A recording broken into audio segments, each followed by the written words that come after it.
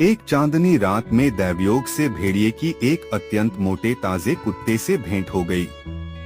प्राथमिक शिष्टाचार के बाद भेड़िए ने कहा, मित्र, यह कैसी बात है कि तुम स्वयं तो खा पी कर इतने मोटे ताजे हो गए हो और इधर मैं रात दिन भोजन के अभाव में मर रहा हूँ। बड़ी कठिनाई से इस दुर्बल शरीर में मेरे प्राण मात्र अब शेष रह गए हैं।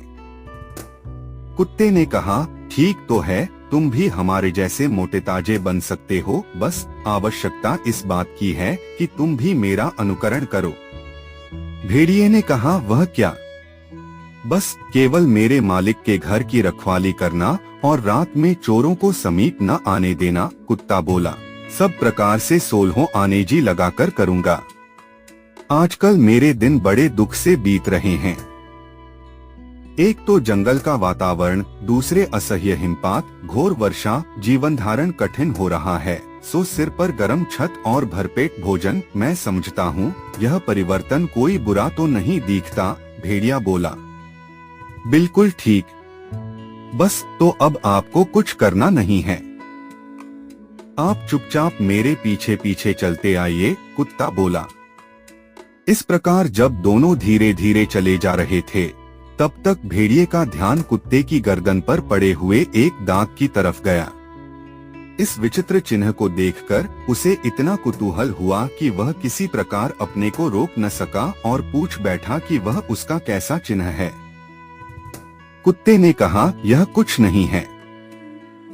भेड़िए ने कहा, तो भी कृपा कर बतलाओ तो सही। कुत्ता बोला, मालूम होता है तुम बंधन की पट्टी की बात कर रहे हो जिसमें मेरी सिकड़ी लगी रहती है। तो इसका अर्थ है कि तुम्हें यथेच्छ घूमने फिरने की स्वतंत्रता नहीं है। भेड़िया चकित होकर चिल्ला पड़ा, प्रायः नहीं, क्योंकि मैं देखने में भयानक हूँ ही, इसलिए दिन में तो लोग मुझे बांध रखते हैं और रात में खुला छोड़ देते हैं। पर मैं तुम्हें विश्वास दिलाता हूँ, मेरा मालिक मुझे अपने जैसा ही भोजन देता है। वह मुझे बड़ा प्यार करता है। परंतु भाई, यह क्या, तुम चले कहाँ? बस नमस्कार, तुम्हारा यह भोजन तुम्हें ही मुबारक हो।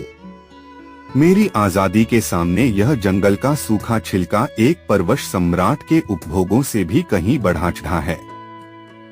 मैं तो इस लोह श्रृंखला को उस मूल्य पर कभी स्वीकार नहीं करूंगा।